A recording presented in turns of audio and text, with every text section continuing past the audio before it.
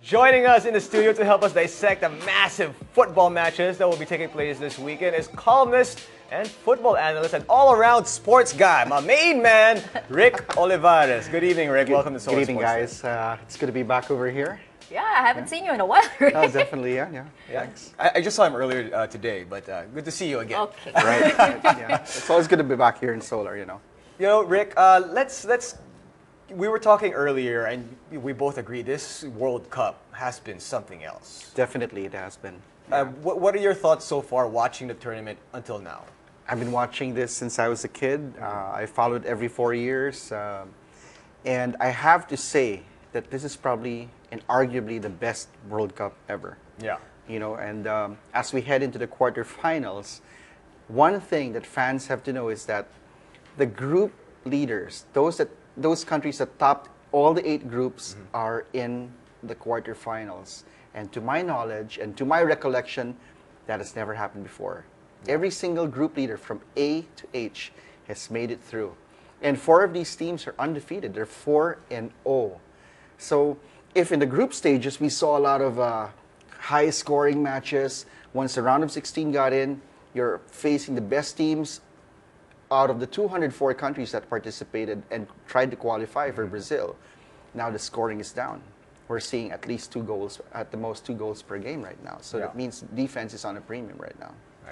And with the past couple of matches, I mean, the game just went on until almost extra time when the goals were actually scored. And you've seen, well, Tim Howard memes are going all over the place. Like things Tim Howard could have saved, like Ned Stark, I don't know.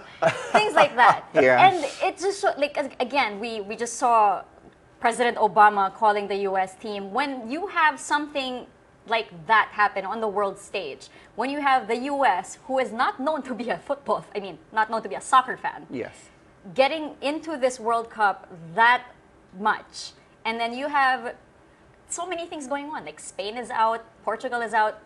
Like, what does that do for the sport? What does that do for the fan base? What does that do for everyone watching this? I think it creates excitement because, the traditional powers are no longer in. And what that really says is that world football has grown, that a lot of the countries are growing. Even the Philippines is growing in terms of football. So a lot of countries are getting better. The old powers are falling down. New powers are rising. And that makes it interesting. But I feel one of the factors that, aside from obviously the way the games are played, one of the factors that has contributed to the popularity of the World Cup is social media. Yes. As you said, Cesca. Imagine everything, like even Vincent Company tweeting, like respect to Tim Howard, all these Tim Howard memes and everything. It's absolutely amazing. Yeah. And I think part of it also, if you agree with me, because before the World Cup actually kicked off, there was most of the news we heard coming from Brazil were all negative stuff. Right. Everything was, there was nothing really positive that we heard from the preparations. There was a lot of protests going on, police guys going on strike. Even they were protesting. Subway workers, like everyone. So it seemed like everybody in Brazil was protesting, and all of a sudden, when the games start, it seems like everything was calm and peace, and then they really got into the spirit right away. I think the focus shifted right away to the games. And it helped that Brazil was playing the first match. Usually the host plays the first match.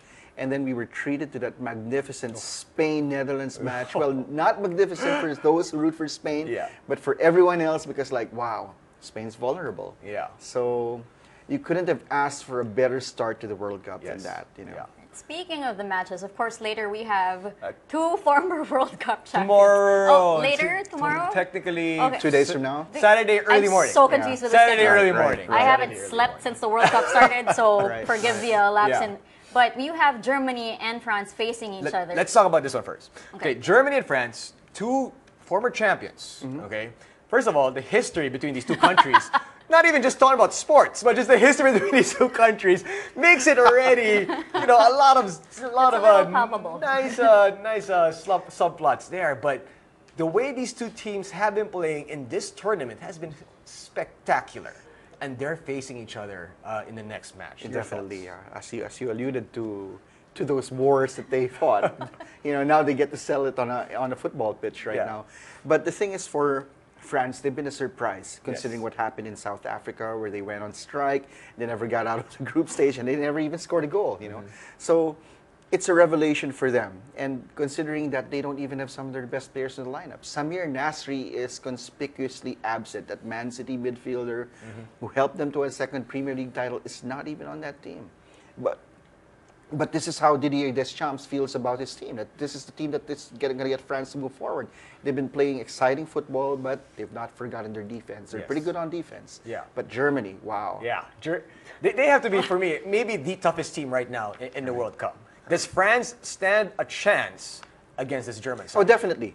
I think one of the things that football fans have to recognize right now, that in the quarterfinals, you have 4 of the top 10 ranked teams in the world.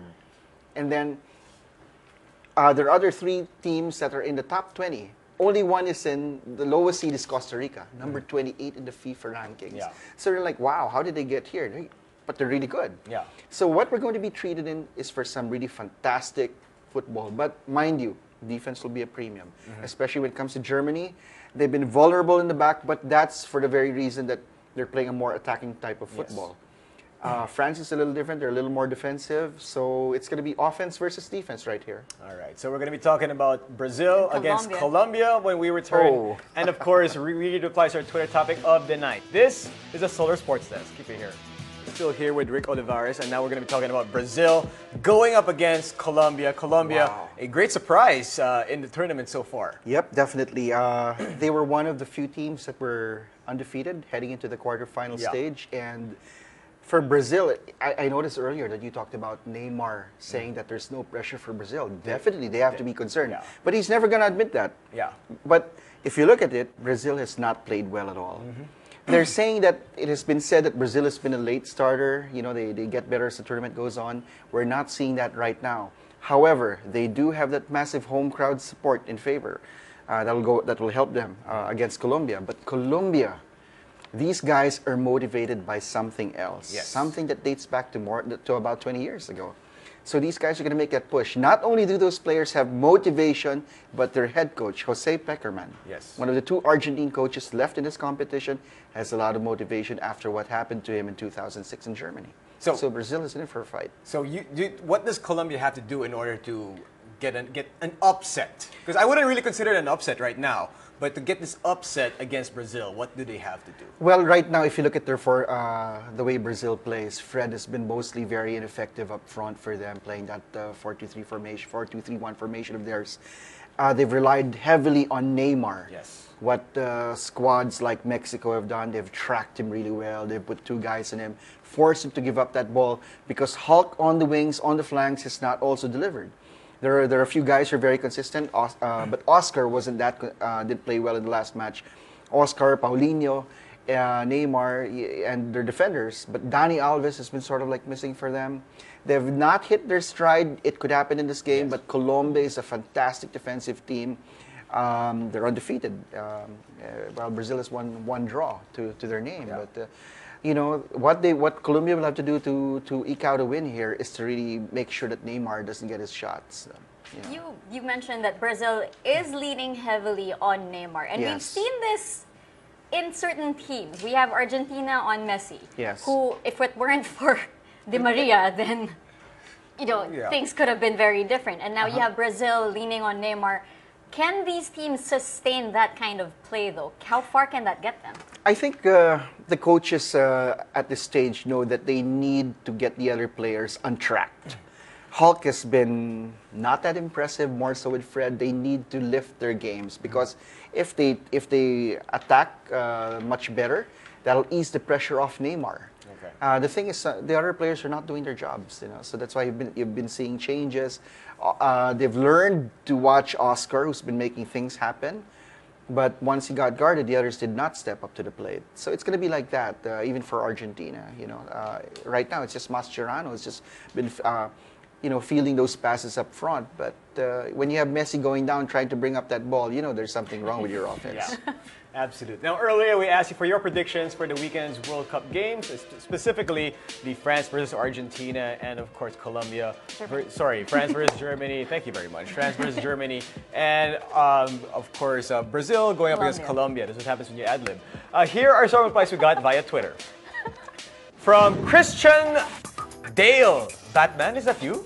Christian says Germany and Brazil. From Aristotle Margiela, France and Colombia. Wow. Oh, okay, very nice. Already very different already. From Chelsea Gutierrez, Germany and Brazil all the way to the finals. It takes guts to say that. Wow. I can't believe I actually said that. Right. Your reactions to some of the answers from the Well, viewers. you know, at this point, Brazil is definitely still a favorite to make it. Everyone's saying that they're going to win the World Cup, but it has not been easy for them. If they hit their stride in this next game, everyone's got to watch out for Yeah, them. I gotta agree with you because it seems like they're kind of just they're there but not quite. So this could be it. If they click here, it could just be the win that can propel them to win the entire thing. Right. All right. Thank you so much for joining us here it's my tonight, pleasure. Rick. And It's my hopefully we pleasure. see you back here in the studio. Please come back. Maybe while the World Cup's still World on, Cup and is even still after going that, on. there's so many things. Because this we do guy, talk about different sports. he is like an encyclopedia when it comes to sports. You know, so every time I need something, right? Right? Well, that's like another way of saying that I've been around for a while. It's dating myself. Not tonight.